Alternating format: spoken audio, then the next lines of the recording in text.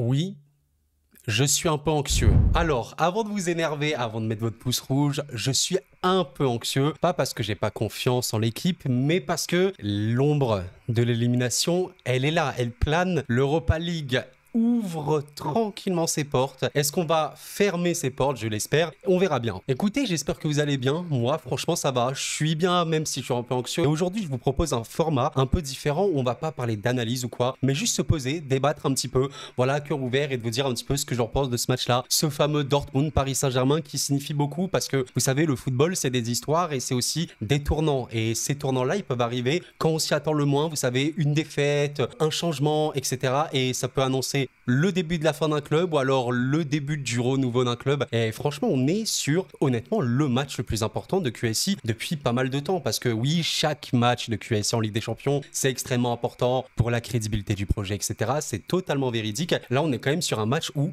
tu peux être éliminé de la Ligue des Champions. Rendez-vous compte quand même de la situation. Franchement, j'aimerais commencer par dire que c'est un match de football, il faut pas oublier ça. Certes, la passion, elle est brûlante. On aimerait tous gagner, évidemment. Moi, vous savez, je supporte le PSG, bon, depuis très longtemps maintenant. Enfin, très longtemps, moi, j'ai 70 ans. C'est pas le cas, mais voilà, depuis que j'aime le foot, en vrai, le PSG, c'est le PSG. Bien sûr, tu ne gagnes pas contre Dortmund, tu es en Ligue Europa. Enfin, sincèrement, les gars, vous me connaissez, j'arrête complètement. Enfin, j'arrête pas de YouTube, hein, mais je fais une pause de football parce que c'est beaucoup trop et waouh, franchement, je serais écœuré. Il y a un débat qui revient ces derniers temps, c'est le débat suivant. Est-ce que ce serait un échec si le PSG va en Europa League? Et franchement, c'est un truc qui revient et j'ai envie de rappeler quand même quelque chose, les gars, c'est que un échec, à part si je me trompe, c'est quand même le fait de ne pas réussir à atteindre un objectif ou un projet, etc. Alors, évidemment que le projet, l'objectif du Paris Saint-Germain, ce n'est pas la Ligue Europa. Par conséquent, si tu n'es pas en Ligue des Champions en février-mars, oui, c'est un échec, c'est un fiasco, c'est un synonyme, hein, vous pouvez le dire, factuellement parlant. Alors oui, peut-être je suis à cheval sur les définitions, peut-être que si on creuse un petit peu, ouais, c'est pas forcément un échec ou quoi, mais de manière littérale, le PSG ne gagne pas, le PSG est éliminé, le PSG va en Europa League, égale le PSG a échoué. Donc oui, c'est un échec cuisant, surtout avec le statut que tu as. Oui, tu n'es pas le favori de la Ligue des Champions, mais tu es un club qui prétend faire de grandes choses en Ligue des Champions. Alors oui, évidemment, c'est l'année de la reconstruction. On est totalement d'accord. Il y a beaucoup de choses qui ont changé au sein du club. Enfin, j'ai envie de vous dire, enfin. Et vous savez, je pense qu'il ne faudra pas oublier à quel point les choses ont été bien faites. C'est un match très important et ce match-là, il va un peu conditionner ce qui va arriver. Quand je dis conditionner, c'est-à-dire qu'on pourra juger Luis Enrique, on pourra juger Luis Campos, etc. Sur le mercato et sur les joueurs aussi, parce que les joueurs, on pourra les juger après ce match-là, parce qu'effectivement, si tu es éliminé contre Dortmund, bon ben, quel est le sens de ton projet? Ton mercato, bon ben en fait c'est un flop. Luis Enrique, c'était pas l'homme de la situation au final. Le destin d'Mbappé, ce sera quoi au final? Il va partir comme ça. Enfin voilà, c'est une vérité. Et ce match-là est extrêmement crucial. Je peux pas faire un classement des matchs les plus cruciaux de l'histoire du PSG sous QSI, mais là, on est réellement face à un match crucial parce que honnêtement, si on parle légèrement football, le terrain, il va compter et le PSG a absolument toutes les cartes en main pour réussir. Il n'y a pas de problème. Même si tu es à l'extérieur, même si tu vas au Borussia Park, on sait que le Signal Iduna Park, c'est quand même une très grosse ambiance. Je compte sur nos ultras pour mettre le feu, j'ai pas trop de doute là-dessus. Sincèrement, oui, ça va être une ambiance de fou, mais le PSG a toutes les cartes en main, surtout que vous savez, Dortmund ces derniers temps n'est pas un foudre de guerre. Oui, il y a des victoires assez clutch, des victoires assez folles, des victoires assez bonnes de Dortmund à des moments où on s'y attendait pas trop, avec notamment un système qui a un peu changé. Mais voilà, on va pas trop parler de tactique quoi, c'est pas une analyse, mais tout ça pour dire que malgré ça, c'est pas ouf. Tactiquement parlant, c'est pas encore rodé. Il y a un climat autour de ce club qui est un peu particulier. Vous savez que le coach ne fait pas l'unanimité. Il y a aussi beaucoup d'absents, mine de rien, pour ce match-là. Et donc, le PSG a toutes les cartes en main. Si le Paris Saint-Germain n'est pas en Ligue des Champions cette saison 2023-2024, ce sera un échec de 1 et de 2, ce sera de leur faute. Réellement, ce sera vraiment de leur faute. C'est pour ça qu'il faut vraiment être lucide, dans le sens où c'est stressant, ok, je suis d'accord, c'est stressant, c'est anxiogène, mais il faut pas voir les choses en noir. Par contre, si tu passes pas, il faudra dire les termes. Ah là, il faudra pas se défiler. Il faudra pas dire oui, mais c'est parce que t'es en reconstruction, machin, etc., machin. Non, tu ne peux pas avoir cet argument. Si tu es éliminé, tu devras prendre toute la responsabilité. Et on verra un petit peu de quel bois se chauffent les joueurs demain, parce que voilà, c'est quand même un match extrêmement important et c'est dans les plus grands matchs qu'on voit les plus grands joueurs, tout simplement. Franchement, si on parle du match en tant que tel, j'ai quand même un peu plus de confiance, je suis quand même anxieux parce que voilà, il y a l'ombre de l'élimination. J'ai de la confiance aussi parce que voilà, l'équipe, elle est quand même bien, elle est rodée. Les défaites que tu as eues, bon, notamment à Newcastle au match aller, sincèrement, C'était vraiment pas bon. Un dispositif assez chelou, une animation assez particulière également. T'avais 4 attaquants. Je vous rappelle quand même que c'était vraiment un système très particulier. Et ce match-là, je pense que tu le perds de par le fait que tu te noies un petit peu au milieu de terrain. Oui, il y a des milieux aujourd'hui au PSG. Enfin, le milieu, vous savez, ça a toujours été un problème au PSG. J'ai l'impression depuis l'absence de... Enfin, les départs de Matuidi et Thiago Motta, c'est une vérité, hein, réellement. Et Ugarte, notamment, vous savez, c'est pas un milieu qui brille en Ligue des Champions. Malheureusement, on sait qu'en Ligue 1, il a pu faire de très bons matchs. En Ligue des Champions, il a énormément de mal, il perd vraiment beaucoup de duels, il récupère pas assez de ballons et pour le coup ça s'est vu dans les matchs où on a perdu, ça s'est vu contre Milan, ça s'est vu contre Newcastle et c'était très dur et en vérité vous savez ces matchs là, oui tu aurais pu les gagner mais je pense que l'approche n'a pas été bonne notamment contre Newcastle et en soi je trouve que contre Milan t'as quand même eu plus d'occasions mais tu t'es aussi fait bouffer dans l'entrejeu il faut le dire. Là il y avait Warren, Zaïre-Emery, Ugarte et Vitinha. Malheureusement Ugarte a fait un peu un non-match encore une fois, Loftus-Cheek l'a vraiment mis très mal. En soi, les 3 milieux n'ont pas fait un grand match. Je trouve que Warren a été un petit peu celui qui a été le mieux.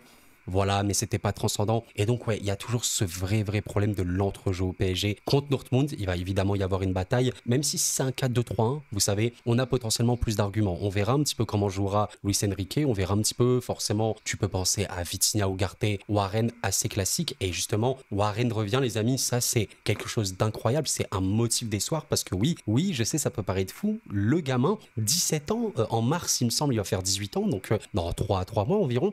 C'est fou, mais 17 ans, bah, je suis désolé, jusqu'à preuve du contraire, c'est un taulier absolu de l'équipe. C'est aujourd'hui un des joueurs les plus importants de l'effectif du Paris Saint-Germain. Ça peut être également considéré comme un des joueurs, si ce n'est le joueur avec le potentiel maximal le plus élevé au club, avec peut-être Mbappé, si on considère qu'il peut encore progresser un petit peu. Mais voilà, ce que je veux vous dire par là, c'est qu'on a un génie dans cet effectif, c'est une vérité, et il peut totalement changer le cours d'un match. Franchement, Ugarte a été bon, il faut pas se mentir non plus, même si en Ligue des Champions, c'était plus compliqué. Mais je dirais que Ugarte n'a jamais été aussi bon avec Warren, justement. Il se complète bien. Ugarte, c'est un ratisseur, mais il a besoin aussi d'un autre ratisseur. Et même s'il récupère un ballon, même s'il fait une petite passe latérale, ben, il n'y a pas de problème de faire une passe latérale pour Warren Zaïre-Emery parce que ce gars-là saura se projeter, saura trouver la bonne passe. Et voilà. Et on oublie à quel point Warren, rien que depuis le début de saison, prenez août, septembre et octobre, novembre, ben, je suis désolé, mais Warren a énormément progressé, notamment dans la capacité à se projeter et à finir des actions. Ce joueur exceptionnel et oui les amis, Warren peut totalement marquer au Signal Iduna Park et il pourra, peut-être offrir la victoire au Paris Saint-Germain. Franchement les amis, vous savez, tout ce que j'ai envie de dire dans cette vidéo, c'est partager un message en mode c'est le football. Le football, c'est différent. C'est vraiment un sport où à peu près tout est possible. C'est ça qui est fou. C'est un club de régional, les amis, peut gagner la Coupe de France. C'est assez historique. Et vraiment, tout peut arriver. Il faut pas être ultra giga confiant en mode MDR, mais Dortmund, on va les laver, on va les boire, il n'y a aucun suspense, nos joueurs, ils ont de l'orgueil, ils vont les tabasser. En soi, oui, c'est possible, mais t'as plein d'occasions, tu marques pas, t'as plein d'occasions, tu marques pas, t'as plein d'occasions, tu marques pas. Dortmund, un petit contre, petit corner bizarre, on sait que le PSG est nul en coup de pied arrêté, une petite tête, 1-0 pour Dortmund, il mène. Vous voyez ce que je veux vous dire? Et après, tu sais pas comment ça peut se passer. Oui, si tu encaisses le premier but face à Dortmund, waouh. Là, mentalement, il va falloir être chaud pour les joueurs et pour nous, les supporters. Parce que je peux vous dire qu'à 1-0 pour Dortmund, waouh. Là, ça va être dur. Le PSG a une faiblesse aérienne qui n'est absolument pas anecdotique. Elle est extrêmement importante. Je pense qu'aujourd'hui, si on doit cibler des points faibles dans le jeu parisien, le duel aérien, c'est un immense point faible, mais offensivement comme défensivement. Rendez-vous compte que le PSG ne sait pas gagner de duel aérien. Ils n'ont pas de joueur de tête. Même Warren Zaïre-Emery, avec toutes les qualités qu'il a, c'est quoi le seul compartiment du jeu où il n'est pas bon? C'est les duels aériens. Rendez-vous compte de la situation. Et la défense centrale, exécrable dans ce domaine-là. Marquinhos à peu près le meilleur, et c'est pas non plus transcendant. Skriniar, même s'il mesure quasiment 2 mètres, il est nullissime dans ce rôle-là. Et c'est inquiétant. Les coups de pied arrêtés offensifs, pourquoi on marque pas beaucoup? Parce qu'on n'a pas des bons joueurs de tête. Honnêtement, il y a qui? Il y a Danilo. C'est très compliqué. Et au-delà des coups de pied arrêtés, les centres, il y a souvent des moments où tu as soit Hakimi d'un côté, soit pourquoi pas Mbappé, ou je sais pas, Vitinha de l'autre, qui vont tenter un centre. En fait, pour qui? Pour personne. Le PSG peut centrer 100 fois pour marquer peut-être une fois. Et ce n'est pas une vanne. Et c'est un immense défaut. On peut s'attendre à ce que Dortmund mette, pourquoi pas, un bloc bas. Ça peut devenir compliqué. Alors pourquoi pas tenter de loin? Une tir à 20-25 mètres. Un petit tir comme ça. Warren qui va te chercher une vraie frappasse bien lourde dans la lucarne, ça peut passer. Voilà. Les amis, j'espère que vous avez quand même apprécié cette petite vidéo. Vraiment, n'hésitez pas à la liker. Ça me fait vraiment plaisir. Commentez, sincèrement, commentez. Partagez ce débat, vraiment. Parce que j'aimerais savoir aussi votre ressenti. Est-ce que vous êtes vraiment stressé, anxieux? Chacun est comme il est.